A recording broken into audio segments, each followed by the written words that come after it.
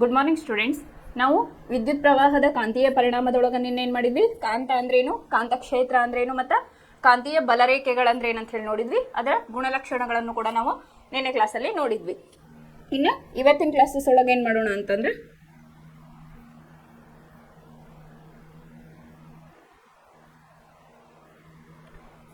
ಇವತ್ತಿನ ಕ್ಲಾಸ್ ಒಳಗೆ ನಾವು ನೇರವಾದ ವಾಹಕದಲ್ಲಿ ಪ್ರವಹಿಸುವ ವಿದ್ಯುತ್ತಿನಿಂದ ಉಂಟಾದ ಒಂದು ಕಾಂತಕ್ಷೇತ್ರ,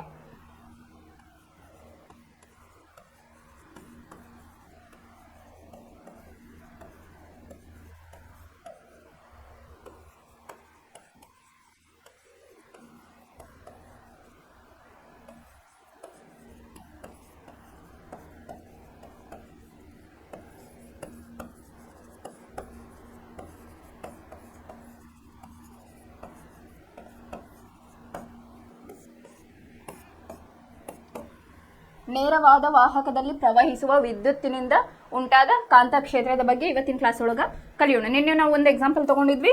ಒಂದು ಮಳೆಯನ್ನು ನಾವು ತಗೊಂಡ ಅಂದ್ರೆ ಪ್ರಾಕ್ಟಿಕಲ್ ಅಂದ್ರೆ ಕೃತಕವಾಗಿ ಮಾಡುವಂತಹ ಒಂದು ಕಾಂತಕ್ಷೇತ್ರವನ್ನ, ಒಂದು ಮಳೆಯನ್ನ ತಗೊಂಡು ಅದಕ್ಕೆ ತಾಮ್ರದ ತಂತಿಯನ್ನು ಸುತ್ತಿ ಅದನ್ನ ಒಂದು ಸ್ವಿಚ್ಗೆ ನಾವು ಕನೆಕ್ಟ್ ಮಾಡಿದಾಗ ಏನಾಗ್ತೈತಿ, ಇಲ್ಲಿ ಕೆಳಗಡೆ ಕಬ್ಬಿಣದ ಚೂರುಗಳನ್ನ ಇಟ್ಟಾಗ ಏನಾಗ್ತೈತಿ, ಸ್ವಿಚ್ ಆನ್ ಮಾಡಿದಾಗ ಅಟ್ರಾಕ್ಟ್ ಆಗ್ತೈತಿ. ಇದು ಕಾಂತೀಯ ಬಲರೇಖೆಗೆ ಎಕ್ಸಾಂಪಲ್ ಅಂತ ಹೇಳಿ ನಾವು ತಗೊಂಡಿದ್ವಿ.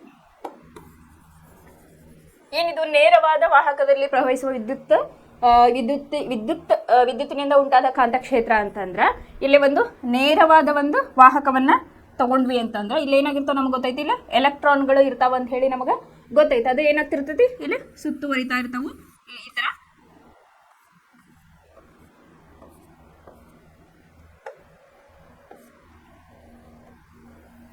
ಇಲ್ಲಿ ಒಂದು ನೇರವಾದ ವಿದ್ಯುತ್ ವಾಹಕವನ್ನ ತಗೊಂಡಾಗ ಇಲ್ಲಿ ಏನಾಗಿರ್ತಾವ, ಎಲೆಕ್ಟ್ರಾನ್ಗಳು ಇರ್ತಾವ ಅಂತ ಹೇಳಿ ನಮ್ಗೆ ಗೊತ್ತೈತಿ. ಈ ಎಲೆಕ್ಟ್ರಾನ್ಗಳು ಏನ್ ಮಾಡ್ತಿರ್ತಾವ, ತಮ್ಮ ಚಲನೆಯನ್ನ ಮಾಡ್ತಾ ಇರ್ತಾವ. ಯಾವ ರೀತಿಯಾಗಿ, ಹಿಂಗ ತಮ್ಮ ಚಲನೆಯನ್ನ ಅವು ಮಾಡ್ತಾ ಇರ್ತಾವ. ಈ ರೀತಿಯಾಗಿ ಇವೇನದವಲ್ಲ, ಇವು ಕಾಂತೀಯ ಬಲರೇಖೆಗಳು ಅಂತ ಹೇಳಿ ನಾವು ಕರೀತೀವಿ.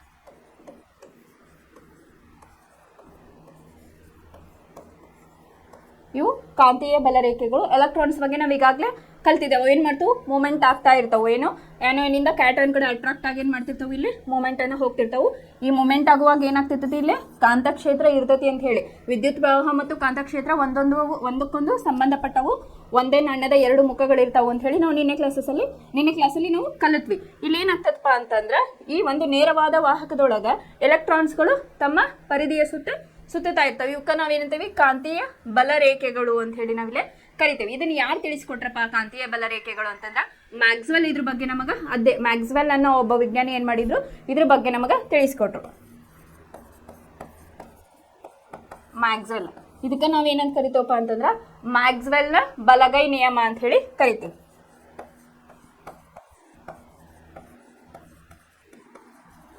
ಈ ಕಾಂತೀಯ ಈ ನೇರವಾದ ವಿದ್ಯುತ್ ವಾಹಕದಲ್ಲಿ ಎಲೆಕ್ಟ್ರಾನ್ಗಳು ಮೂವ್ ಆಗ್ತಾ ಇರ್ತಾವು. ಇಲ್ಲಿ ಕಾಂತೀಯ ಬಲರೇಖೆಗಳು ಅದ್ರ ಸುತ್ತುವರೆದಿರ್ತಾವು. ಅದ್ರ ಬಗ್ಗೆ ಅಧ್ಯಯನವನ್ನ ಯಾರು ಮಾಡಿದ್ರು, ಮ್ಯಾಕ್ಸ್ವೆಲ್ ಮಾಡಿದ್ರು. ಅದಕ್ಕೇನ್ ಹೆಸರಿಟ್ರಪ್ಪ ಅಂತಂದ್ರ ಮ್ಯಾಕ್ಸ್ವೆಲ್ ನ ಬಲಗೈ ನಿಯಮ ಅಂತ ಹೇಳಿ ಹೆಸರನ್ನ ಇಟ್ರು. ಈ ಮ್ಯಾಕ್ಸ್ವೆಲ್ ಬಲಗೈ ನಿಯಮ ಅಂದ್ರೆ ಏನಂತ ಹೇಳಿ ಫಸ್ಟ್ ನಾವು ಈಗ ತಿಳ್ಕೊಳ್ಳೋಣ.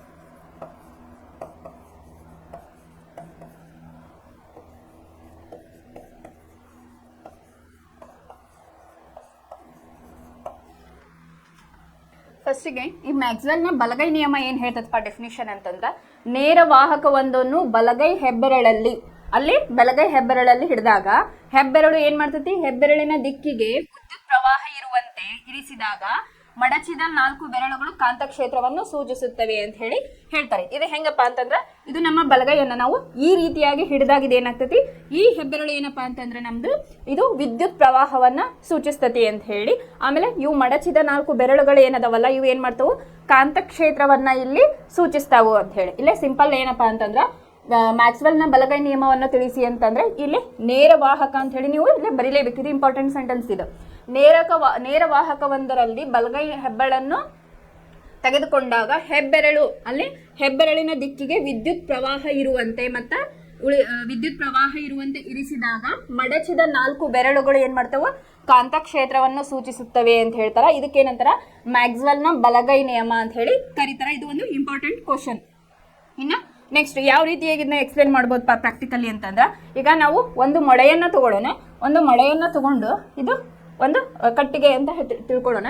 ಇದಕ್ಕೆ ಏನ್ ಮಾಡ್ತೀವಿ, ಒಂದು ಮಳೆಯನ್ನ ನಾವೀಗ ಬಡಿಬೇಕು. ಅವಾಗ ನಾವು ಈ ಮಳೆ ಬಡಿಬೇಕಾದ್ರೆ ಏನ್ ಮಾಡ್ತೀನಿ, ಈ ಕೈಲೇ ಹಿಂಗ ಸ್ಕ್ರೀವ್ಲೆ ತಿರುಗಬೇಕಾದ್ರೆ ಏನ್ ಮಾಡ್ತೀವಿ, ಹಿಂಗ ತಿರುಗಿಸ್ತೇವೆ. ಬಲಗೈ ಇದು ವಿದ್ಯುತ್ ಪ್ರವಾಹವನ್ನು ಸೂಚಿಸಿದ್ರೆ ಈ 4 ಬೆರಳುಗಳು ಏನದಾವಲ್ಲ ಇವು ಕಾಂತಕ್ಷೇತ್ರವನ್ನ, ಅಂದ್ರೆ ನಾವು ಈಗ ಮಳೆಯನ್ನ ಸ್ಕ್ರೀವ್ ತಿರುಗಿಸ್ಬೇಕಾದ್ರೆ ಈ ರೀತಿ ಕೈಯನ್ನ ನಾವು ಇಲ್ಲೇ ಮೂವ್ಮೆಂಟ್ ಅನ್ನ ಮಾಡ್ತೇವೆ. ಅದಕ್ಕೆ ಏನ್ ಹೇಳ್ತಾರಪ್ಪ ಅಂತಂದ್ರೆ, ಮಡಚಿದ ಬೆರಳುಗಳನ್ನ ಇಲ್ಲಿ ಕಾಂತಕ್ಷೇತ್ರ ಅಂತ ಹೇಳಿ ಕನ್ಸಿಡರ್ ಮಾಡ್ತಾರ. ಈ ಬಲಗೈಯನ್ನ ಹಿಂಗ್ ಚೂಸ್ತವಲ್ಲ ನಾವು ಮಳೆಯನ್ನ, ಅದನ್ನ ವಿದ್ಯುತ್ ಪ್ರವಾಹ ಇರುವ ದಿಕ್ಕನ್ನ ಸೂಚಿಸ್ತತಿ ಅಂತ ಹೇಳಿ ಹೇಳ್ತಾರೆ. ಇದು ಒಂದು ಸಿಂಪಲ್ ಥಿಂಗ್. ಇದನ್ನ ಎಕ್ಸಾಂಪಲ್ ನೀವು ತಗೋಬಹುದು. ಇದಕ್ಕ ಇಂಗ್ಲಿಷ್ನಾಗ ಕಾರ್ಕ್ ಸ್ಕ್ರೀವ್ ರೂಲ್ ಅಂತ ಹೇಳಿನು ಕರೀತಾರೆ ಇಂಗ್ಲಿಷ್ ಒಳಗ. ಯಾಕಂತಂದ್ರೆ ಇಲ್ಲಿ ಏನ್ ಮಾಡ್ತಾರ, ಕಟ್ಟಿಗೆ ಒಂದು ಪೀಸ್ ಅನ್ನ ತಗೊಂಡು ಏನ್ ಮಾಡ್ತಾರಪ್ಪ ಅಂತಂದ್ರೆ ಒಂದು ಮಳೆಯನ್ನ ಹೊಡಿತಾರ. ಆ ಸ್ಕ್ರೀವ್ಲೆ ಏನ್ ಮಾಡ್ತಾರ, ಅದನ್ನ ತಿರುಗಿಸ್ತಾರ. ಈ ರೀತಿಯಾಗಿ ಈ ದಿಕ್ಕೊಳಗ ನಾವ್ ಏನ್ ಮಾಡ್ತೀವಿ, ಸ್ಕ್ರೀವನ್ನೇ ತಿರುಗಿಸ್ಬೇಕಾದ್ರೆ ಈ ಬೆರಳುಗಳು ಏನ್ ಮಾಡ್ತಾವು, ಕಾಂತಕ್ಷೇತ್ರದ ದಿಕ್ಕನ್ನ ಇವು ಸೂಚಿಸ್ತಾವು ಅಂತ ಹೇಳಿ ಹೇಳ್ತೀವಿ. ಈ ಮೊಳೆ ಏನ್ ಒಳಗೆ ಹೋಗ್ತದಲ್ಲ ವಿದ್ಯುತ್ ಪ್ರವಾಹ, ಇದು ಒಂದು ಮೊಳೆ ಅನ್ಕೊಂಡ್ರೆ ಇಲ್ಲ ಎಲೆಕ್ಟ್ರಾನ್ಗಳು ಇರ್ತಾವ. ಈ ರೀತಿಯಾಗಿ ನಾವು ಕೈಯನ್ನ ತಿರುಗಿಸ್ತೇವಿ ಅಂತ ಅರ್ಥ. ಹೆಂಗ ಇದನ್ನ ಏನ್ ಮಾಡಿದವರು ಮ್ಯಾಕ್ಸ್ವೆಲ್ ಬಲಗೈನ ಹೆಬ್ಬೆರಳು ನಿಯಮ ಅಂತ ಹೇಳಿ ನಮ್ಗೆ ತಿಳಿಸ್ಕೊಟ್ರು. ಇಲ್ಲಿ ಕೊಟ್ಟಿದ್ದಾರೆ, ಇಲ್ಲೊಂದು ಎಕ್ಸಾಂಪಲ್ ನಿಮಗೆ ತೋರಿಸಿದ್ದಾರೆ ಯಾವ ರೀತಿಯಾಗಿ ಈ ರೀತಿಯಾಗಿ ಹಿಡ್ದಾರ ಅದನ್ನ ಕೈನ. ಈ ರೀತಿ ಹಿಡಿದಾಗ ಈ ಹೆಬ್ಬೆರಳನ್ನ ನೋಡ್ರಿ ವಿದ್ಯುತ್ ಪ್ರವಾಹದ ದಿಕ್ಕನ್ನ ಸೂಚಿಸ್ತದೆ. ಆಮೇಲೆ ಉಳಿದ ಮಡಚಿದ ಬೆರಳುಗಳನ್ನ ಏನ್ ಮಾಡ್ಯಾರ, ಕಾಂತಕ್ಷೇತ್ರದ ದಿಕ್ಕನ್ನ, ಯಾಕಂದ್ರೆ ಹಿಂಗ ತಿರುಗಿಸ್ತವಲ್ಲ ನಾವು ಸ್ಕ್ರೀವ್ನ, ಅವಾಗ ಮಡಚಿದ ಬೆರಳುಗಳು ಏನಾಗ್ತವಪ್ಪ ಅಂತಂದ್ರೆ ಕಾಂತಕ್ಷೇತ್ರವನ್ನ ಇಲ್ಲಿ ಸೂಚಿಸ್ತಾವ ಅಂತ ಹೇಳಿ. ವಿದ್ಯುತ್ ಪ್ರವಹಿಸುತ್ತಿರುವ ವಾಹಕಕ್ಕೆ ಸಂಬಂಧಿಸಿದಂತೆ ಕಾಂತಕ್ಷೇತ್ರದ ದಿಕ್ಕನ್ನು ಕಂಡು ಹಿಡಿಯುವ ಒಂದು ಅನುಕೂಲಕರ ವಿಧಾನವನ್ನು ಚಿತ್ರ 12.7ರಲ್ಲಿ ನೀಡಲಾಗಿದೆ ಅಂತ ಹೇಳಿ ಹೇಳ್ಯಾರ. ನಿಮ್ಮ ಬಲಗೈನಲ್ಲಿ ವಿದ್ಯುತ್ ಪ್ರವಹಿಸುತ್ತಿರುವ ನೇರವಾದ ಒಂದು ವಾಹಕವನ್ನು ಹಿಡಿದಿರುವಿರಿ ಅಂತ ಹೇಳಿ, ಅಂದ್ರೆ ಈ ರೀತಿಯಾಗಿ ನಾವು ಹಿಡಿದಾಗ, ಗೋಡೆಗೆ ಹಿಂಗೆ ಹಿಡಿದಾಗ ಆಗ ಹೆಬ್ಬೆರಳು ವಿದ್ಯುತ್ ಪ್ರವಾಹದ ದಿಕ್ಕನ್ನು ಸೂಚಿಸುತ್ತದೆ. ಈ ಹೆಬ್ಬೆರಳು ವಿದ್ಯುತ್ ಪ್ರವಾಹದ ದಿಕ್ಕನ್ನು ಸೂಚಿಸುತ್ತದೆ. ಕಾಂತಕ್ಷೇತ್ರದ ಕಾಂತೀಯ ಬಲರೇಖೆಗಳ ದಿಕ್ಕಿನಲ್ಲಿ ವಾಹಕದ ಸುತ್ತಲೂ ನಿಮ್ಮ ಬೆರಳುಗಳು ಸುತ್ತಿಕೊಂಡಿರುತ್ತವೆ. ಇದನ್ನು ಬಲಗೈ ಹೆಬ್ಬೆರಳ ನಿಯಮ ಅಂತ ಹೇಳಿ ಕರೀತಾರ. ಇದು ಸಿಂಪಲ್. ನೀವು ನಿಮ್ಮ ಕೈಯನ್ನು ತಗೊಂಡು ಏನ್ ಮಾಡ್ಬೇಕು, ಇದು ವಿದ್ಯುತ್ ಪ್ರವಾಹದ ದಿಕ್ಕು, ಈ 4 ಬೆರಳುಗಳೇನಪ್ಪಾ ಅಂತಂದ್ರೆ ಕಾಂತಕ್ಷೇತ್ರವನ್ನು ಸೂಚಿಸ್ತಾವ ಅಂತ ಹೇಳಿ ನೀವು ನೆನಪಿಟ್ಕೊಂಡ್ರೆ ಈಸಿ ಆಗ್ತತಿ. ನಿಮಗೆ ಪ್ರಾಕ್ಟಿಕಲ್ ಏನ್ ಮಾಡ್ರಿ, ಒಂದು ಮೊಳೆಯನ್ನ ಹಿಡ್ದೀವಿ, ಅದನ್ನ ಯಾವ ರೀತಿಯಾಗಿ ತಿರುಗಿಸ್ತೀರಿ ನೀವು, ಈ ರೀತಿಯಾಗಿ ಸ್ಕ್ರೀವ್ ಅನ್ನ ತಿರುಗಿಸ್ತೀರಿ. ಇದನ್ನ ನೆನಪಿಟ್ಕೊಂಡ್ರೆ ನೀವು ಇದು ಬಹೆಟ್ ಹಾಕೋ ಅವಶ್ಯಕತೆ ಇಲ್ಲೇ ಬರಂಗಿಲ್ಲ. ಇನ್ನ ಇದು ನೇರ ವಿದ್ಯುತ್ ವಾಹಕದಲ್ಲಿ ಯಾವ ರೀತಿಯಾಗಿ ನಾವು ಕಾಂತಕ್ಷೇತ್ರ ಇರ್ತೈತಿ ಅಂತ ಹೇಳಿ ನೋಡಿದ್ವಿ. ಇನ್ನ ಸುರುಳಿ ಆಕಾರದಲ್ಲಿ ವೃತ್ತಾಕಾರದ ವಾಹಕ ಸುರುಳಿಯಲ್ಲಿನ ವಿದ್ಯುತ್ ಪ್ರವಾಹದಿಂದ ಉಂಟಾದ ಕ್ಷೇತ್ರ, ಅಂದ್ರೆ ಸುರುಳಿ ಆಕಾರದೊಳಗ ಇದು ವೃತ್ತಾಕಾರದ ಆಕಾರದೊಳಗೆ ಯಾವ ರೀತಿ ಕಾಂತಕ್ಷೇತ್ರ ಇರ್ತತಿ ಅಂತ ಹೇಳಿ ನಾವೀಗ ನೋಡೋಣ.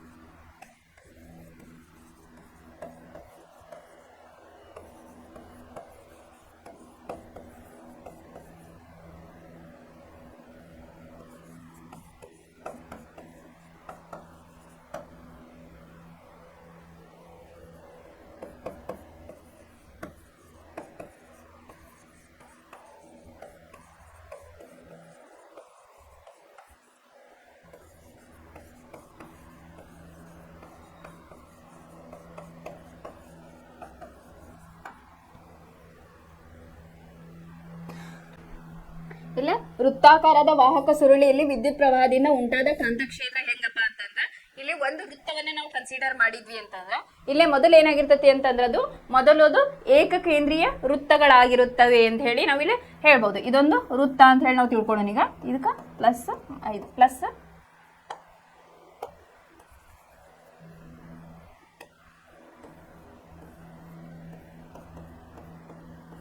ಇದೊಂದು ವೃತ್ತಾಕಾರದ ತಗೊಂಡಾಗ ಇಲ್ಲೇನಾಗ್ತತಿ, ಮೊದಲು ಏಕಕೇಂದ್ರೀಯ ವೃತ್ತಗಳಾಗಿರುತ್ತವೆ ಅಂತ ಹೇಳಿ ಹೇಳ್ಯಾರ.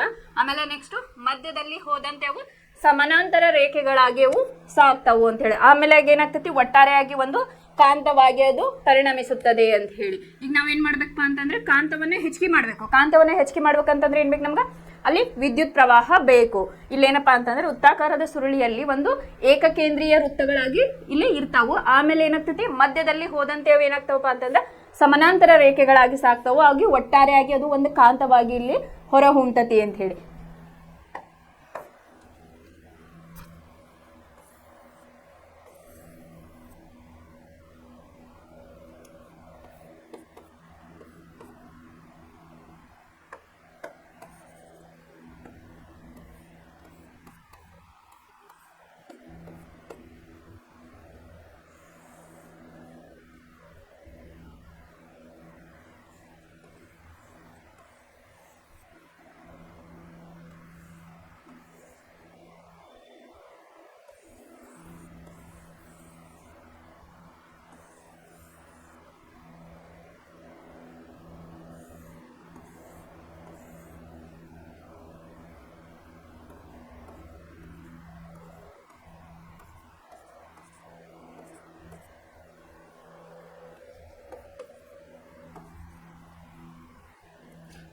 ಇಲ್ಲಿ ನಾವು ಈ ರೀತಿಯಾಗಿ ಇದನ್ನ ವೃತ್ತಾಕಾರದಲ್ಲಿ ತೋರಿಸಬಹುದು. ಯಾವ ರೀತಿ ಅಂತಂದ್ರೆ ನಾವು ಹಿಂದೆ ಕಲ್ತಿದ್ವಿ ನಿನ್ನೆ ಕಾಂತೀಯ ಬಲರೇಖೆಗಳೊಳಗ ಇದನ್ನಂದು ನಾವು ವಾಹಕ ಅಂತ ಹೇಳಿ ತಗೊಂಡಾಗ ಇದೇನಾಗ್ತದಪ್ಪ ಅಂತಂದ್ರೆ ಇದು ಉತ್ತರ ಧ್ರುವ, ಇದು ದಕ್ಷಿಣ ಧ್ರುವ ಅಂತೇಳಿ ನಾವು ಕಲ್ತಿದ್ವಿ. ಇಲ್ಲಿ ಕೂಡ ಏನಾಗಿತ್ತು, ಫಸ್ಟ್ ಏನಾಗಿರ್ತಾವ ಇಲ್ಲಿ ಸುರಳಿಗಳು ಏನಾಗಿರ್ತಾವಪ್ಪ ಅಂತಂದ್ರೆ ನಡುವು ಬಂದಂಗೆ ಏನಾಗಿರ್ತಾವು, ಇಲ್ಲಿ ಎನ್ ದಿಕ್ಕಿನಿಂದ ಈ ಕಡೆ ಎಸ್ ದಿಕ್ಕಿಗೆ ಉತ್ತರದಿಂದ ದಕ್ಷಿಣಕ್ಕೆ ಹೋಗುವಾಗ ಅಲ್ಲಿ ಉತ್ಸರ್ಜಿಸಿ, ಆಮೇಲೆ ದಕ್ಷಿಣದಿಂದ ಉತ್ತರಕ್ಕೆ ಹೋಗುವ ಅಲ್ಲಿ ದಕ್ಷಿಣ ದಿಕ್ಕಿನಲ್ಲಿ ಏನಾಗ್ತಾವು ವಿಲೀನಗೊಳ್ತಾವು ಅಂತ ಹೇಳಿ ಕೇಳಿದ್ವಿ. ಆಮೇಲೆ ದಕ್ಷಿಣ ದಿಕ್ಕಿನಲ್ಲಿರ್ತಂತ ಕಾಂತರೇಖೆಗಳು ಇಲ್ಲೇ ಉತ್ತರ ದಿಕ್ಕಿನ ಕಡೆ ಹೋದಾಗ ಏನಾಗ್ತತಿ, ಇಲ್ಲೇ ಸಮಾಂತರ ರೇಖೆಗಳಾಗಿರ್ತಾವ ಅಂತ ಹೇಳಿ ನಾವು ನಿನ್ನೆ ಕ್ಲಾಸ್ ಒಳಗ ನೋಡಿದ್ವಿ. ಇಲ್ಲೇ ಉತ್ತರ ದಿಕ್ಕಿನಿಂದ ದಕ್ಷಿಣ ದಿಕ್ಕಿಗೆ ಹೋಗುವಾಗ ಉತ್ತರ ದಿಕ್ಕಿನಲ್ಲಿ ಕಾಂತೀಯ ಬಲರೇಖೆಗಳು ಉತ್ಸರ್ಜಿಸಿ ದಕ್ಷಿಣ ದಿಕ್ಕಿನಲ್ಲಿ ಅವೇನಾಗ್ತಾವು ವಿಲೀನಗೊಳ್ತಾವು ಅಂತ ಹೇಳಿ ಫಸ್ಟ್ ಪಾಯಿಂಟ್ ಕಲ್ತಿದ್ವಿ. ಆಮೇಲೆ ಸೆಕೆಂಡ್ ಪಾಯಿಂಟ್ ಒಳಗೆ ಏನಾಗಿರ್ತಾವು, ಇಲ್ಲಿ ದಕ್ಷಿಣದಿಂದ ಕಾಂತೀಯ ಬಲರೇಖೆಗಳು ಉತ್ತರ ದಿಕ್ಕಿನ ಕಡೆ ಬರುವಾಗ ಏನಾಗಿರ್ತಾವು, ಇಲ್ಲಿ ಸಮಾನಾಂತರ ರೇಖೆಗಳಾಗಿ ಇಲ್ಲಿ ಹೊಂದುತ್ತಾವು ಅಂತ ಹೇಳಿ ನೋಡಿದ್ವಿ ನಾವು. ಅದೇ ರೀತಿಯಾಗಿ ಇಲ್ಲಿ ಏನಾಗಿರ್ತದಪ್ಪ ಅಂತಂದ್ರೆ ಇಲ್ಲಿ ನಡು ಹೋದಂಗ ಇಲ್ಲಿ ಸೆಂಟರಿಗೆ ಬಂದಂಗೆ ಏನಾಗಿರ್ತಾವಪ್ಪ ಅಂತಂದ್ರೆ ಇಲ್ಲಿ ಸಮಾನಾಂತರ ರೇಖೆಗಳಾಗಿ ಇಲ್ಲೇ ಪರಿಣಮಿಸ್ತಾವು ಅಂತ ಹೇಳಿ ಹೇಳಿದಾರೆ. ಇಲ್ಲಿ ನಿಮಗೆ ನೋಡ್ರಿ ಫಸ್ಟಿಗೆ ಏನಾಗಿರ್ತೈತಿ, ಇಲ್ಲೇ ಒಂದು ಬಿಂದುವನ್ನ ತಗೊಂಡು ಇಲ್ಲೇನಾಯ್ತು, ಕಾಂತೀಯ ಬಲರೇಖೆಗಳು ಇಲ್ಲೇ ಚಲುವಾದ್ವು. ಎಲೆಕ್ಟ್ರಾನ್ ಮೂವ್ ಆದಾಗ ಏನಾಗ್ತತಿ, ಇಲ್ಲಿ ಕಾಂತೀಯ ಬಲರೇಖೆಗಳು ಸ್ಟಾರ್ಟ್ ಆದ್ವು. ಆಮೇಲೆ ಏನಾಗ್ತತಿ, ಈ ರೀತಿಯಾಗಿ ಬಂದದು ಇಲ್ಲೇ ಸೆಂಟರ್ನಾಗ ಬಂದಾಗ ಏನಾಗ್ತತಿ, ಒಂದು ಸಮಾನಾಂತರ ರೇಖೆಗಳಾಗಿ ಇಲ್ಲಿ ನಮಗ ಕಾಣಿಸ್ತಾವು ಅಂತ ಹೇಳಿ. ಆಮೇಲೆ ಇದರ ದಿಕ್ಕನ್ನು ನಾವು ಈ ರೀತಿಯಾಗಿ ಸೂಚನೆಯನ್ನ ಮಾಡಬಹುದು. ಇಲ್ಲೇನು ಹೇಳ್ತಾರ ನೋಡೋಣ. ನೇರವಾದ ವಾಹಕ ತಂತಿಯಲ್ಲಿ ವಿದ್ಯುತ್ ಪ್ರವಹಿಸಿದಾಗ ಅದರ ಸುತ್ತಲೂ ಕಾಂತೀಯ ಬಲರೇಖೆಗಳು ಉಂಟಾಗುವುದನ್ನು ಈಗಾಗಲೇ ವೀಕ್ಷಿಸಿದ್ದೇವೆ. ಅದೇ ನೇರ ವಾಹಕ ತಂತಿಯನ್ನು ಸುರುಳಿ ಆಕಾರದಲ್ಲಿ ಬಾಗಿಸಿ ವಿದ್ಯುತ್ ಅನ್ನು ಹರಿಸಿದಾಗ ಕಾಂತೀಯ ಬಲರೇಖೆಗಳು ಹೇಗೆ ಕಾಣಬಹುದು ಅಂತ ಹೇಳಿ ಕೇಳಿದ. ನಾವು ತಿಳಿದಿರುವ ಅಂಶವೇನೆಂದರೆ ನೇರವಾದ ವಾಹಕ ತಂತಿಯಲ್ಲಿ ವಿದ್ಯುತ್ ಪ್ರವಾಹವನ್ನು ಹರಿಸಿದಾಗ ಉಂಟಾದ ಕಾಂತಕ್ಷೇತ್ರವು ಅದರಿಂದ ಇರುವ ದೂರಕ್ಕೆ ವಿಲೋಮ ಅನುಪಾತದಲ್ಲಿರುತ್ತದೆ. ಅದೇ ರೀತಿ ವಿದ್ಯುತ್ ಪ್ರವಾಹವಿರುವ ಸುರುಳಿ ವಾಹಕದಲ್ಲಿನ ಪ್ರತಿ ಬಿಂದುವಿನಲ್ಲಿ ಅದರ ಸುತ್ತಲಿನ ಕಾಂತಕ್ಷೇತ್ರವನ್ನು ಪ್ರತಿನಿಧಿಸುವ ಏಕಕೇಂದ್ರೀಯ ವೃತ್ತಗಳು ತಂತಿಯಿಂದ ದೂರ ಸರಿದಂತೆಲ್ಲ ನಿರಂತರವಾಗಿ ದೊಡ್ಡದಾಗುತ್ತಾ ಹೋಗುತ್ತವೆ ಅಂತ ಹೇಳಿ. ನಾವು ವೃತ್ತಾಕಾರದ ಸುರುಳಿಯ ಕೇಂದ್ರವನ್ನು ತಲುಪುತ್ತಿದ್ದಂತೆ ದೊಡ್ಡ ವೃತ್ತಗಳ ಕಮಾನುಗಳು ಸರಳ ರೇಖೆಯಂತೆ ಗೋಚರಿಸುತ್ತವೆ. ವಾಹಕ ಸುರುಳಿಯ ಕೇಂದ್ರದಲ್ಲಿ ಪ್ರತಿ ಬಿಂದುವಿನಿಂದ ಉಂಟಾದ ಕಾಂತೀಯ ಬಲರೇಖೆಗಳು ಸರಳ ರೇಖೆಯಲ್ಲಿರುವಂತೆ ಗೋಚರಿಸುತ್ತವೆ. ಬಲಗೈ ಹೆಬ್ಬೆರಳ ನಿಯಮವನ್ನು ಅನ್ವಯಿಸುವ ಮೂಲಕ ತಂತಿಯ ಪ್ರತಿಯೊಂದು ಭಾಗವು ಸುರುಳಿಯಲ್ಲಿನ ಬಲರೇಖೆಗಳ ದಿಕ್ಕಿನಲ್ಲಿರುವಂತೆ ಕಾಂತೀಯ ಬಲರೇಖೆಗಳ ಕೊಡುಗೆಯನ್ನು ನೀಡುತ್ತದೆ ಎಂಬುದನ್ನು ಸುಲಭವಾಗಿ ಪರಿಶೀಲಿಸಬಹುದು ಅಂತ ಹೇಳಿ. ಇಲ್ಲೇ ನೋಡ್ರಿ ಈ ರೀತಿಯಾಗಿ ತಗೊಂಡಾರ ಕಾಂತೀಯ ಬಲರೇಖೆಗಳು ಯಾವ ರೀತಿಯಾಗಿ ತೋರಿಸಿದಾರೆ ನೋಡ್ರಿ. ಈ ರೀತಿಯಾಗಿ ಎಲೆಕ್ಟ್ರಾನ್ಗಳು ಇಲ್ಲೇ ಕಾಂತೀಯ ಬಲರೇಖೆಗಳು ಯಾವ ರೀತಿಯಾಗಿ ತೋರಿಸಿದಾರೆ. ಇಲ್ಲೇ ಒಂದು ಸ್ಟಾರ್ಟಿಂಗ್ ಬಿಂದುವನ್ನ ತಗೊಂಡಾರ, ಇಲ್ಲೇ ಪ್ಲಸ್ ಮೈನಸ್. ಇಲ್ಲಿ ಒಂದು ವಿದ್ಯುತ್ ಕೋಶ ಅಂತ ಹೇಳಿ ನಾವು ಕನ್ಸಿಡರ್ ಮಾಡಿದ್ವಿ ಅಂತಂದ್ರೆ ಇಲ್ಲಿ 3 ಪಾಯಿಂಟ್ ಅನ್ನ ಹೇಳಿದ್ದಾರೆ, ಅದನ್ನ ನಿಮ್ಗೆ ಎಕ್ಸ್ಪ್ಲೇನ್ ಮಾಡ್ತಾರೆ. ಇಲ್ಲಿ ಚಿತ್ರವನ್ನ ನೀವು ಗಮನಿಸಿದ್ರೆ ಗೊತ್ತಾಗ್ತದೆ ಯಾವ ರೀತಿಯಾಗಿ ಇದು ವಿಲೋಮ ಅನುಪಾತದಲ್ಲಿರುತ್ತೆ. ಆಮೇಲೆ ಕಾಂತೀಯ ಬಲರೇಖೆಗಳು ವಿದ್ಯುತ್ ಪ್ರವಾಹಕ ನೇರ ಅನುಪಾತದಲ್ಲಿ ಹೆಂಗಿರ್ತತಿ, ಆಮೇಲೆ ಅದರ ಉದ್ದ ಹೆಚ್ಚಿಗೆ ಆದಂಗ ಅದು ವಿಲೋಮ ಅನುಪಾತದಲ್ಲಿ ಯಾವ ರೀತಿಯಾಗಿ ಬರ್ತತಿ. ಆಮೇಲೆ ಸುರುಳಿಗಳ ಸಂಖ್ಯೆ ಹೆಚ್ಚಾದಂಗೆ ಏನಾಗ್ತತಿ, ಕಾಂತೀಯ ಬಲರೇಖೆಗಳ ಶಕ್ತಿಯು ಕೂಡ ಇಲ್ಲಿ ಹೆಚ್ಚಾಗ್ತತಿ ಅಂತ ಹೇಳಿ ನಾವು ಇಲ್ಲಿ 3 ಪಾಯಿಂಟ್ ಅನ್ನ ಇಲ್ಲಿ ಕಲಿಬಹುದು. ವಿದ್ಯುತ್ ಪ್ರವಹಿಸುತ್ತಿರುವ ತಂತಿಯ ಒಂದು ನಿರ್ದಿಷ್ಟ ಬಿಂದುವಿನಲ್ಲಿ ಉಂಟಾದ ಕಾಂತಕ್ಷೇತ್ರವು ಅದರಲ್ಲಿ ಪ್ರವಹಿಸುತ್ತಿರುವ ವಿದ್ಯುತ್ ಪ್ರವಾಹವನ್ನು ನೇರವಾಗಿ ಅವಲಂಬಿಸಿರುತ್ತದೆ. ಇದು ಫಸ್ಟ್ ಪಾಯಿಂಟ್ ಅಂತ ಹೇಳಿ ನಾವು ಹೇಳ್ತೀವಿ. ಇಲ್ಲೇ ಕಾಂತೀಯ ಬಲರೇಖೆಗಳನ್ನ ನಾವು ಬಿ ಅಂತ ಹೇಳಿ ತಗೋತೀವಿ. ಇದು ವಿದ್ಯುತ್ ಪ್ರವಾಹಕ್ಕೆ ಏನಾಗಿರ್ತದಪ್ಪ ಅಂತಂದ್ರೆ ನೇರ ಅನುಪಾತದಲ್ಲಿರುತ್ತದೆ. ವಿದ್ಯುತ್ ಪ್ರವಾಹವನ್ನು ನಾವೇನ್ ಮಾಡ್ತೀವಿ, ಆ ಇಂದ ಇದನ್ನ ನಾವು ಸೂಚಿಸ್ತೇವೆ. ಇಲ್ಲಿ ಏನಾಗ್ತೈತಿ, first point B is directly proportional to I ಅಂತ ಹೇಳಿ ನಾವು ಕರಿತೀವಿ. ಇಲ್ಲಿ ಬಿ ಅಂತಂದ್ರೇನು, ಕಾಂತೀಯ ಬಲರೇಖೆ. ಇದು ಕರೆಂಟ್ ಅಥವಾ ವಿದ್ಯುತ್ ಪ್ರವಾಹ ಅಂತ ಹೇಳಿ ನಾವಿಲ್ಲಿ ಕರಿಬಹುದು. ಆಮೇಲೆ ಆದ್ದರಿಂದ ಸುರುಳಿಯು ಎನ್ ಸುತ್ತುಗಳನ್ನು ಹೊಂದಿದ್ದರೆ ಅದರ ಕಾಂತಕ್ಷೇತ್ರವು ಸುರುಳಿಯ ಒಂದು ಸುತ್ತಿನಿಂದ ಉಂಟಾದ ಕಾಂತಕ್ಷೇತ್ರಕ್ಕಿಂತ ಎನ್ ರಷ್ಟು ಅಧಿಕವಾಗಿರುತ್ತದೆ. ಏಕೆಂದರೆ ಪ್ರತಿಯೊಂದು ಸುರುಳಿಯಲ್ಲಿನ ವಿದ್ಯುತ್ ಪ್ರವಾಹ ಒಂದೇ ದಿಕ್ಕಿನಲ್ಲಿರುತ್ತದೆ ಹಾಗೂ ಪ್ರತಿಯೊಂದು ಸುತ್ತಿನಿಂದ ಉಂಟಾದ ಕಾಂತಕ್ಷೇತ್ರವು ಸಂಯೋಜನೆಗೊಳ್ಳುತ್ತದೆ. ಇಲ್ಲಿ ಸುರುಳಿಗಳು ಹೆಂಗೆ ಹೆಚ್ಚಿಗೆ ಆಗ್ತಾವಲ್ಲ ಹಂಗೇನಾಗ್ತತಿ, ಕಾಂತೀಯ ಬಲರೇಖೆಗಳ ಶಕ್ತಿಯು ಕೂಡ ಇಲ್ಲಿ ಹೆಚ್ಚಿಗೆ ಆಗ್ತತಿ ಅಂತ ಹೇಳಿ ನಾವಿಲ್ಲಿ ಹೇಳ್ಬೋದು. ಇದರಲ್ಲಿ 3 ಪಾಯಿಂಟ್ ಅನ್ನ ನಾವು ನೋಡಿದ್ವಿ. ಅದೇ ಯಾವ ಅಂತ ಹೇಳಿ ಈಗ ನೋಡೋಣ.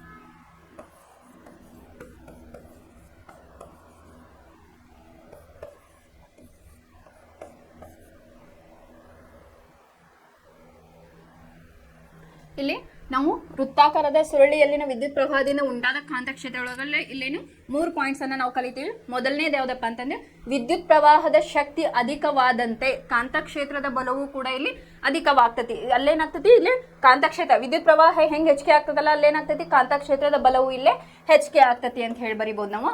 ಬಿ ಅಂದ್ರೆ ಏನ್ ಹೇಳಿದೆ, ಇಲ್ಲಿ ಕಾಂತಕ್ಷೇತ್ರ ಅಂತ ಹೇಳಿ ತಗೋಬಹುದು, ಕಾಂತೀಯ ಬಲ ಅಂತ ಹೇಳಿ ನೀವು ತಗೋಬಹುದು. ಈ ಐ ಅಂತಂದ್ರೆ ನಾವು ಹಿಂದಿನ ಕ್ಲಾಸ್ ಒಳಗೆ ಕಲ್ತವಿ, ಏನಪ್ಪಾ ಇಲ್ಲ ಕರೆಂಟ್ ಅಥವಾ ವಿದ್ಯುತ್ ಪ್ರವಾಹ. ಇದು ಫಸ್ಟ್ನೇ ಪಾಯಿಂಟ್. ಇನ್ನು ಸೆಕೆಂಡ್ ಪಾಯಿಂಟ್ ಏನಪ್ಪಾ ಅಂತಂದ್ರೆ ದತ್ತ ಬಿಂದುವಿನಿಂದ ದೂರ ಸಾಗಿದಂತೆ, ಈಗ ದತ್ತ ಬಿಂದುವಿನಿಂದ ಅದು ಹೇಗಾಗ್ತತಿ, ದೂರ ಸಾಗಿದಂತೆ, ಅದ್ರದ್ದು ದೂರ ಹೋದಂತೆ ಏನಾಗ್ತತಿ, ಕಾಂತಕ್ಷೇತ್ರದ ಶಕ್ತಿಯು ಕೂಡ ಇಲ್ಲಿ ಕಡಿಮೆ ಆಗ್ತತಿ. ಅದಕ್ಕೆ ಏನ್ ಹೇಳಿದ್ರಿ, ಇಲ್ಲಿ ವಿಲೋಮ ಅನುಪಾತದಲ್ಲಿರುತ್ತದೆ ಅಂತ ಹೇಳಿ. ನೇರ ವಾಹಕ ತಂತಿಯಲ್ಲಿ ವಿದ್ಯುತ್ ಪ್ರವಾಹವನ್ನು ಹರಿಸಿದಾಗ ಉಂಟಾದ ಕಾಂತಕ್ಷೇತ್ರವು ಅದರಿಂದ ಇರುವ ದೂರಕ್ಕೆ ವಿಲೋಮ ಅನುಪಾತದಲ್ಲಿರುತ್ತದೆ. ವಿಲೋಮ ಅನುಪಾತವನ್ನು ನಾವು ಯಾವ ರೀತಿಯಾಗಿ ಸೂಚಿಸಬಹುದು, B is inversely proportional to 1/L ಅಂತ ಹೇಳಿ. ಇಲ್ಲಿ ಬಿ ಅಂತಂದ್ರೆ ಏನು, ಕಾಂತೀಯ ಬಲ ಅಥವಾ ಕಾಂತಕ್ಷೇತ್ರ ಅಂತ ಹೇಳಿ ನೀವು ತಗೋಬಹುದು. ಇದೇನಪ್ಪಾ ಅಂತಂದ್ರೆ ಲೆಂತ್ ಅಂತ ಹೇಳಿ. ಇದೇನು ಎಲ್ ಇನ್ಕ್ರೀಸ್ ಆದಂಗೆ ಏನಾಗ್ತದಪ್ಪ, ಬಿ ಇಲ್ಲೇ ಡಿಕ್ರೀಸ್ ಆಗ್ತತಿ ಅಂತ ಹೇಳಿ. ಫಸ್ಟ್ನೇದು ಏನಪ್ಪಾ ಅಂತಂದ್ರೆ ವಿದ್ಯುತ್ ಪ್ರವಾಹದ ಶಕ್ತಿ ಅಧಿಕವಾದರೆ ಕಾಂತಕ್ಷೇತ್ರದ ಬಲವು ಕೂಡ ಅಧಿಕವಾಗುತ್ತದೆ. ಇಲ್ಲೇ ನಾನು ಎರೋ ಮಾಡ್ಕೊಳ್ಳೋಕೆ ನಿಮ್ಗೆ ತೋರಿಸ್ತೀನಿ ಈಸಿ ಆಗಲಿ ಅಂತಂದ್ರೆ ಎರಡೂ ಕೂಡ ಇಲ್ಲೇ ಇನ್ಕ್ರೀಸ್ ಆಗ್ತವೆ. ವಿದ್ಯುತ್ ಪ್ರವಾಹ ಹೆಚ್ಚಿಗೆ ಆದಂಗ ಕಾಂತೀಯ ಕ್ಷೇತ್ರ ಕಾಂತಕ್ಷೇತ್ರದ ಬಲವು ಕೂಡ ಇಲ್ಲೇ ಹೆಚ್ಚಿಗೆ ಆಗ್ತದೆ ಅಂತೇಳಿ. ಇನ್ನು ದತ್ತ ಬಿಂದುವಿನಿಂದ ಅಲ್ಲೇ ದೂರ ಸಾಗಿದಂತೆ ಏನಾಗ್ತತಿ, ಕಾಂತಕ್ಷೇತ್ರದ ಶಕ್ತಿಯು ಕೂಡ ಅಲ್ಲಿ ಕುಂಠಿತಗೊಳ್ಳುತ್ತದೆ ಅಥವಾ ಅದು ಕಡಿಮೆ ಆಗ್ತದೆ. ಅದು ಬಿ ಈಸ್ ಇನ್ವರ್ಸ್ಲಿ ಪ್ರಪೋರ್ಷನಲ್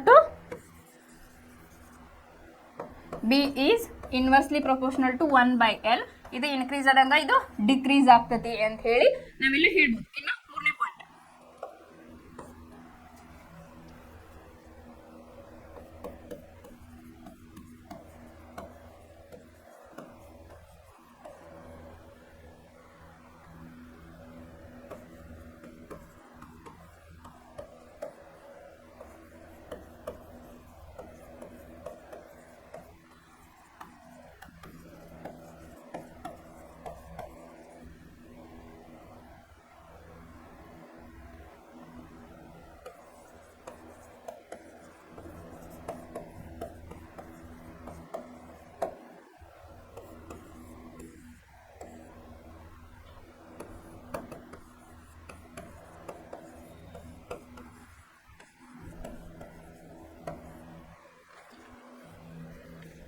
ಇಲ್ಲಿ ಮೂರನೇ ಪಾಯಿಂಟ್ ಏನಪ್ಪಾ ಅಂತಂದ್ರೆ ಕಾಂತೀಯ ಬಲವು ಸುರುಳಿಯ ಸಂಖ್ಯೆಗಳು ಅಧಿಕವಾದಂತೆ, ಇಲ್ಲೇ ಕಾಂತೀಯ ಸುರುಳಿಗಳು ಏನದಾವಲ್ಲ ಇಲ್ಲೇ ಇವು ಹೆಂಗ ಅಧಿಕವಾದಂತೆ, ಹೆಂಗ್ ಇನ್ಕ್ರೀಸ್ ಆಗ್ತಾವಲ್ಲ ಅವಾಗ ಏನಾಗ್ತತಿ ಅದು ಕೂಡ ಅಧಿಕವಾಗುತ್ತದೆ ಅಂತ ಹೇಳಿ. ಅಂದ್ರೆ ಕಾಂತೀಯ ಬಲ ರೇಖೆ ಏನಾಗ್ತತಿ ಅಲ್ಲಿ ಕಾಂತಕ್ಷೇತ್ರ ಅಲ್ಲಿ ಕೂಡ ಹೆಚ್ಚಿಗೆ ಆಗ್ತತಿ ಅಂತ ಹೇಳಿ. ಕಾಂತದ ಬಲವು ಸುರುಳಿಯ ಸಂಖ್ಯೆಗಳು ಅಧಿಕವಾದಂತೆ ಅದು ಕೂಡ ಅಧಿಕವಾಗುತ್ತದೆ. ಅದನ್ನ ಏನಂತ ಕರಿತೀವಪ್ಪ ಅಂತಾರೆ, B is directly proportional to N ಅಂತ ಹೇಳಿ ನಾವು ಕರಿತೀವಿ.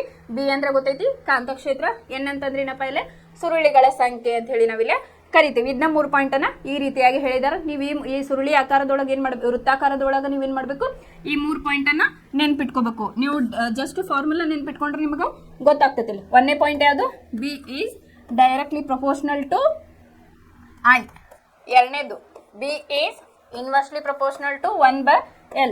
3ನೇದು B is directly proportional to N. ಇಲ್ಲ whereas B is equal to ಕಾಂತಕ್ಷೇತ್ರ ಅಂತ ನೆನ್ಪಿಟ್ಕೊಳ್ರಿ ಅಥವಾ ಕಾಂತೀಯ ಬಲ.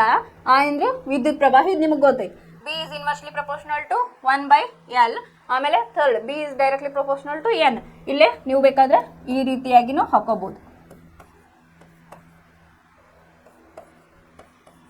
ಈ ಏರೋ ಮಾರ್ಕಿಂದ ನಿಮಗೆ ಗೊತ್ತಾಗ್ತದೆ. ಇಲ್ಲೇ ವಿದ್ಯುತ್ ಪ್ರವಾಹ ಹೆಚ್ಚಿಗೆ ಆದಂಗ ಕಾಂತೀಯ ಬಲವು ಕೂಡ ಇಲ್ಲೇ ಹೆಚ್ಚಿಗೆ ಆಗ್ತದೆ. ಇಲ್ಲೇ ದೂರ ಸರಿದಂತೆ ಕಾಂತೀಯ ಬಲ ರೇಖೆಗಳು ದೂರ ಸರಿದಂತೆ ಏನಾಗ್ತತಿ, ಇಲ್ಲೇ ಕಾಂತಿ ಇದು ಲೆಂತ್ ಉದ್ದ ಜಾಸ್ತಿ ಆದಂಗ ಅಲ್ಲೇ ಏನಾಗ್ತದೆ, ಉದ್ದ ಅಧಿಕವಾದಂತೆ ಇಲ್ಲೇ ಕೂಡ ಕಾಂತೀಯ ಬಲ ರೇಖೆಗಳ ಶಕ್ತಿ ಇಲ್ಲೇ ಕುಂಠಿತಗೊಳ್ಳುತ್ತದೆ ಅಂತ ಹೇಳಿ. ಆಮೇಲೆ ಸುರುಳಿಗಳ ಸಂಖ್ಯೆ ಹೆಚ್ಚಿಗೆ ಆದಂಗ ಏನಂದ್ರೆ ಸುರುಳಿಗಳ ಸಂಖ್ಯೆ ಅಂತ ಹೇಳಿ ನಾವು ಕರಿತೀವಿ. ಅದು ಕೂಡ ಹೆಚ್ಚಿಗೆ ಆದಂಗೆ ಏನಾಗ್ತತಿ, ಇಲ್ಲೇ ಕಾಂತೀಯ ಬಲ ಕೂಡ ಇಲ್ಲೇ ಹೆಚ್ಚಿಗೆ ಆಗ್ತತಿ ಅಂತೇಳಿ. ಇವು 3 ಪಾಯಿಂಟ್ ವೃತ್ತಾಕಾರದ ಸುರುಳಿಯಲ್ಲಿನ ವಿದ್ಯುತ್ ಪ್ರವಾಹದಿಂದ ಉಂಟಾದ ಕಾಂತಕ್ಷೇತ್ರ ಅಂತ ಹೇಳಿ ನಾವು ಇಲ್ಲಿ ಹೇಳ್ಬೋದು.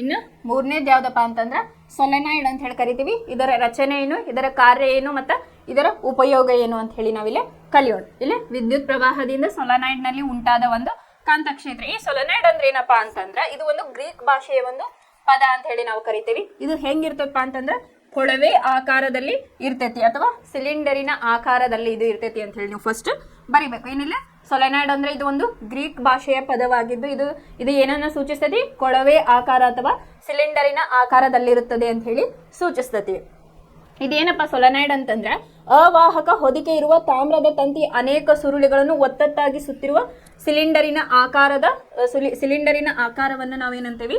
ಸೊಲೆನಾಯ್ಡ್ ಅಂತ ಹೇಳಿ ಕರಿತೀವಿ. 1 ಮಾರ್ಕ್ ಅಥವಾ 2 ಮಾರ್ಕ್ ಕ್ವಶನ್. ನೀವೇನ್ ಬರೀಬೇಕು? ಸೊಲೆನಾಯ್ಡ್ ಅನ್ನೋದು ಗ್ರೀಕ್ ಭಾಷೆಯ ಒಂದು ಪದವಾಗಿದ್ದು ಇದರ ಅರ್ಥ ಕೊಳವೆ ಆಕಾರ ಅಥವಾ ಸಿಲಿಂಡರಿನ ಆಕಾರ ಅಂತ ಹೇಳಿ ಕರಿತೀವಿ. ಅದರ ಡೆಫಿನಿಷನ್ ಬಂದು ಅವಾಹಕ ಹೊದಿಕೆ ಇರುವ ತಾಮ್ರದ ತಂತಿಯ ಅನೇಕ ಸುರುಳಿಗಳನ್ನು ಒತ್ತೊತ್ತಾಗಿ ಸುತ್ತಿರುವ ಸಿಲಿಂಡರಿನ ಆಕಾರವನ್ನು ಸೊಲೆನಾಯ್ಡ್ ಎಂದು ಕರೆಯುತ್ತಾರೆ ಅಂತ ಹೇಳಿ ಕರಿತೀವಿ. ಇಲ್ಲ ಸುರುಳಿ ಆಕಾರ ಹೆಂಗಿರ್ತದಪ್ಪ ಅಂತಂದ್ರೆ ಸಮಾನಾಂತರವಾಗಿ ಈ ರೀತಿಯಾಗಿ ಇರ್ತತಿ, ಒಂದಕ್ಕೊಂದು ಒತ್ತೊತ್ತಾಗಿ ಇಲ್ಲೇ ಇರ್ತವು. ಅದು ಯಾಕೆ ಇರ್ತತಿ ಅಂತ ಹೇಳಿ ನಾವೀಗ ನೋಡೋಣ. ಫಸ್ಟ್ ಇದ್ರ ಬಗ್ಗೆ ತಿಳ್ಕೊಳ್ಳೋಣ ಏನಪ್ಪಾ ಅಂತ. ಇದು ಏನಂತ ಹೇಳಿ, ವಿದ್ಯುತ್ ಪ್ರವಹಿಸುತ್ತಿರುವ ಸೊಲೆನಾಯ್ಡ್ನ ಸುತ್ತಲೂ ಉಂಟಾಗುವ ಕಾಂತೀಯ ರೇಖೆಗಳ ಮಾದರಿಯನ್ನು ಚಿತ್ರ 12.10ದಲ್ಲಿ ನೀಡಲಾಗಿದೆ. ಕಾಂತಕ್ಷೇತ್ರದ ಈ ಮಾದರಿಯನ್ನು ದಂಡಕಾಂತದ ಸುತ್ತಲೂ ಉಂಟಾದ ಕಾಂತಕ್ಷೇತ್ರದ ಮಾದರಿಯೊಂದಿಗೆ ಹೋಲಿಸಿ 12.4 ಚಿತ್ರ. ಅವು ಒಂದೇ ರೀತಿ ಕಾಣುತ್ತವೆಯೇ? ಹೌದು, ಎರಡೂ ಒಂದೇ ರೀತಿ ಇವೆ. ವಾಸ್ತವವಾಗಿ ಸೊಲೆನಾಯ್ಡ್ನ ಒಂದು ತುದಿಯ ಕಾಂತದ ಉತ್ತರ ಧ್ರುವದಂತೆ ವರ್ತಿಸಿದರೆ ಮತ್ತೊಂದು ತುದಿಯ ದಕ್ಷಿಣ ಧ್ರುವದಂತೆ ವರ್ತಿಸುತ್ತದೆ ಅಂತ ಹೇಳಿ. ಇಲ್ಲಿ ಒಂದು ಸೊಲೆನಾಯ್ಡ್ನ ಒಂದು ಸ್ಟ್ರಕ್ಚರ್ ಅನ್ನು ಕೊಟ್ಟಿದ್ದಾರೆ. ಅದೇನಾಗಿರ್ತದೆ? ಒಂದು ಸಿಲಿಂಡರಿನ ಆಕಾರ ಅಥವಾ ಕೊಳವೆ ಆಕಾರದ ಒಂದು ಆಕಾರದಲ್ಲಿ ಅದು ಇರ್ತದೆ. ಅದರ ಸುತ್ತ ಏನ್ ಮಾಡ್ಯಾರ ನೋಡ್ರಿ, ಇಲ್ಲ ಸಮಾನಾಂತರವಾಗಿ ಸುರುಳಿಗಳನ್ನ ಇಲ್ಲಿ ಸುತ್ತಿದಾರ. ಅದಕ್ಕೆ ಏನ್ ಮಾಡಿದಾರ? ಒಂದು ಬ್ಯಾಟರಿಯನ್ನ ಇಲ್ಲಿ ಹಾಕಿದಾರ. ಇಲ್ಲಿ ನೋಡ್ರಿ ಸಮಾನಾಂತರವಾಗೈತಿ. ಆಮೇಲೆ ಇಲ್ಲಿ ನೋಡ್ರಿ ಹಾಲೋ ಸ್ಟ್ರಕ್ಚರ್ಸ್ ಅಂತ ಹೇಳಿ ಕರಿತೀವಿ. ಇದ್ರ ಒಳಗೆ ಏನಾಗಿರ್ತಪ್ಪ ಅಂತಂದ್ರ ಖಾಲಿ ಸ್ಪೇಸ್ ಇರ್ತೈತಿ.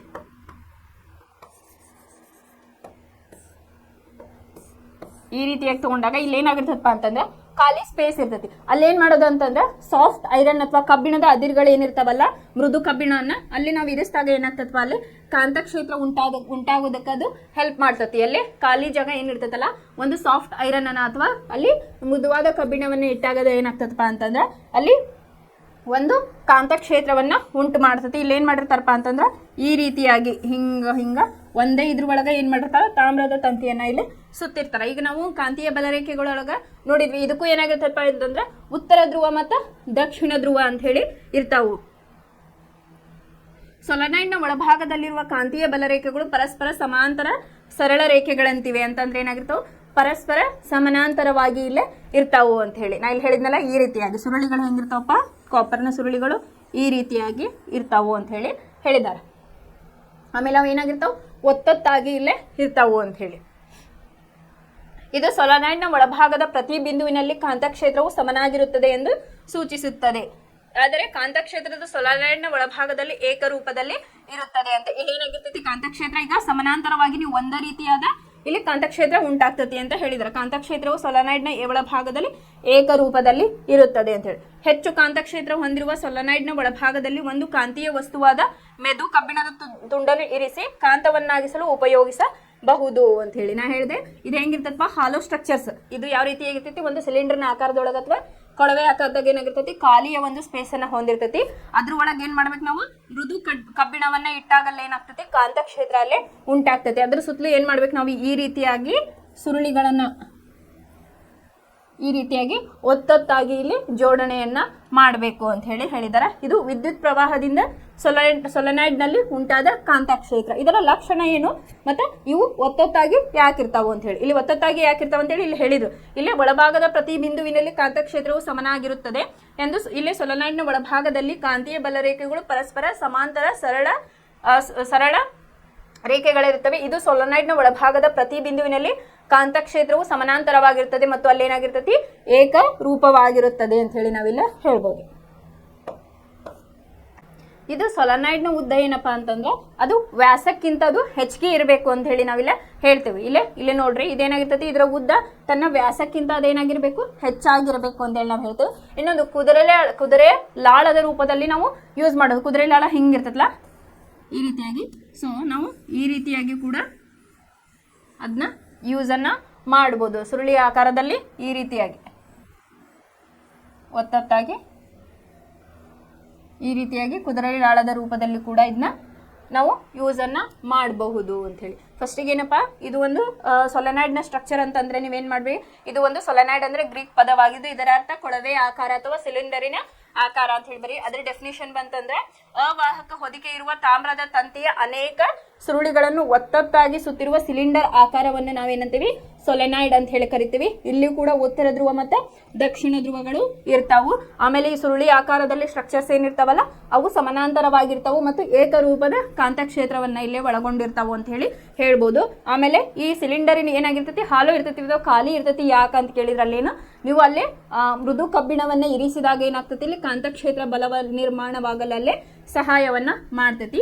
ಆಮೇಲೆ ಈ ಸುರುಳಿಗಳನ್ನ ನಾವು ಕುದುರೆಯ ಲಾಳದ ರೂಪದಲ್ಲಿ ಕೂಡ ಇಲ್ಲಿ ಒತ್ತೊತ್ತಾಗಿ ಯೂಸ್ ಮಾಡಬಹುದು ಅಂತ ಹೇಳಿ. ಇದರ ಉಪಯೋಗಗಳೇನಪ್ಪಾ, ಇದು ಸೊಲೆನಾಯ್ಡ್ನ ಉಪಯೋಗಗಳೇನು ಅಂತ ಹೇಳಿ ಈಗ ನೋಡೋಣ.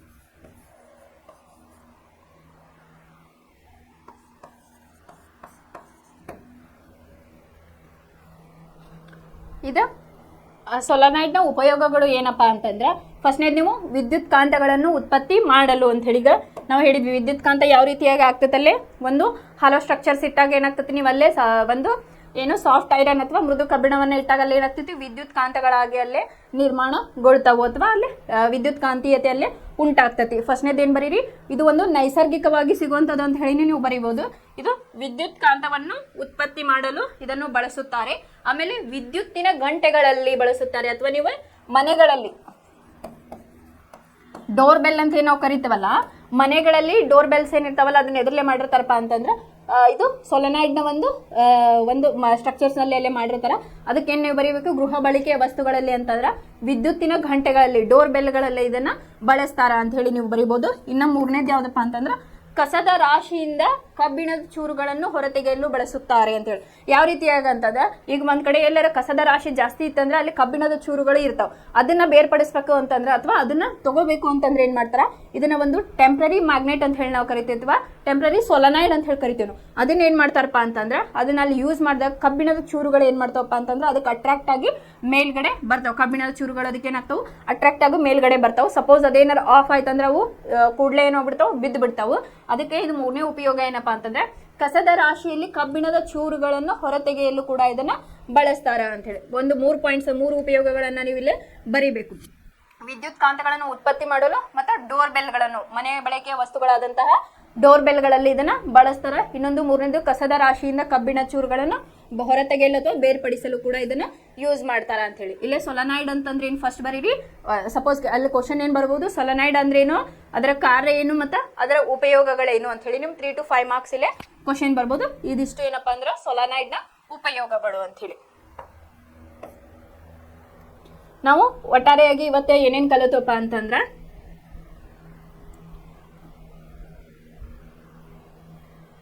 ನೇರವಾದ ವಾಹಕದಲ್ಲಿ ಪ್ರವಹಿಸುವ ವಿದ್ಯುತ್ತಿನಿಂದ ಉಂಟಾದ ಕಾಂತಕ್ಷೇತ್ರ ಯಾವ ರೀತಿಯಾಗಿರ್ತೈತಿ ಅಂತ ಹೇಳಿ ಬಲಗೈನ ಹೆಬ್ಬೆರಳ ನಿಯಮದ ಪ್ರಕಾರ ನಾವಿಲ್ಲೇ ಕಲಿತ್ವಿ. ಅದು ಯಾವ ರೀತಿಯಾಗಿ ಅಂತ ಹೇಳಿ ನೋಡಿದ್ವಿ. ಒಂದು ಮಳೆಯನ್ನ ನಾವು ಒಂದು ಕಟ್ಟಿಗೆ ತುಂಡಿಗೆ ಬಡಿಬೇಕಾದ್ರೆ ಏನ್ ಮಾಡ್ತೀವಿ, ಸ್ಕ್ರೂ ಅನ್ನ ಟೈಟ್ ಆಗಿ ಮಾಡ್ತೇವೆ. ಅಲ್ಲೇ ಹೆಬ್ಬೆರಳು ವಿದ್ಯುತ್ ಪ್ರವಾಹವನ್ನು ಸೂಚಿಸಿದರೆ ಉಳಿದ ಮಡಚಿದ 4 ಬೆರಳುಗಳು ಏನ್ ಮಾಡ್ತಾವಪ್ಪ ಅಂತಂದ್ರೆ ಕಾಂತಕ್ಷೇತ್ರವನ್ನ ಇಲ್ಲೇ ಪ್ರತಿಬಿಂಬಿಸ್ತಾವ ಅಂತ ಹೇಳಿ ಇದು ಮ್ಯಾಕ್ಸ್ವೆಲ್ ನ ಬಲಗೈ ನಿಯಮವನ್ನು ನೇರ ವಿದ್ಯುತ್ ಪ್ರವಾಹದಲ್ಲಿ ನಾವಿಲ್ಲೇ ನೋಡಿದ್ವಿ. ಇನ್ನ ವೃತ್ತಾಕಾರದ ವಾಹಕ ಸುರುಳಿಯಲ್ಲಿನ ವಿದ್ಯುತ್ ಪ್ರವಾಹದಿಂದ ಉಂಟಾಗುವ ಕಾಂತಕ್ಷೇತ್ರ ಇಲ್ಲಿ ಏನಾಗಿರ್ತದಪ್ಪ ಅಂತಂದ್ರೆ B is directly proportional to I. B is directly proportional to ಕಾಂತಕ್ಷೇತ್ರ ಇಸ್ ಡೈರೆಕ್ಟ್ಲಿ ಪ್ರಪೋರ್ಷನಲ್ ಟು ವಿದ್ಯುತ್ ಪ್ರವಾಹ. ಇನ್ನ ಎರಡನೇ point B is inversely proportional to 1/L. ದೂರ ಆದಂತೆ ಅಲ್ಲೇ ಏನಾಗ್ತತಿ, ಕಾಂತೀಯ ಬಲರೇಖೆಯ ಶಕ್ತಿಯು ಕೂಡ ಅಲ್ಲೇ ಕುಂಠಿತವಾಗ್ತತಿ ಅಂತ ಹೇಳಿ. ಇನ್ನು ಮೂರನೇ point B is directly proportional to N ಅಂತ ಹೇಳಿ. ಸುರುಳಿಗಳ ಸಂಖ್ಯೆ ಹೆಚ್ಚಾದಂಗೆ ಏನಾಗ್ತತಿ, ಕಾಂತೀಯ ಬಲರೇಖೆಯ ಶಕ್ತಿಯು ಕೂಡ ಇಲ್ಲಿ ಹೆಚ್ಚಾಗ್ತತಿ ಅಂತ ಹೇಳಿ ನಾವು ಇಲ್ಲಿ ಕಲಿತ್ವಿ. ಇನ್ನು ನೆಕ್ಸ್ಟ್ ಸೊಲೆನಾಯ್ಡ್ ಬಗ್ಗೆನೂ ನಾವು ಇವತ್ತಿನ ಕ್ಲಾಸ್ ಒಳಗ ಕಲಿತ್ವಿ. ಇನ್ನು ನಾಳೆ ಕ್ಲಾಸ್ ಒಳಗ ಫ್ಲೆಮಿಂಗ್ನ ಬಲಗೈ ನಿಯಮ ಎಡಗೈ ನಿಯಮದ ಬಗ್ಗೆ ನಾವು ನಾಳೆ ಕ್ಲಾಸ್ ಒಳಗ ಕಲಿಯೋಣ. ಇಲ್ಲಿವರೆಗೂ ಏನು ಹೇಳಿದ್ರಾಗ ಏನಾದ್ರು ಡೌಟ್ಸ್ ಇತ್ತಂದ್ರೆ ನಮ್ಮ ಕಮೆಂಟ್ ಸೆಕ್ಷನ್ ಒಳಗೆ ನೀವು ಹಾಕಿದ್ರೆ ನಾವು ಅದನ್ನ ನಿಮಗೆ ಈಸಿಯಾಗಿ ಸಾಲ್ವ್ ಮಾಡ್ಕೊಡ್ತೇವೆ. ಧನ್ಯವಾದಗಳು.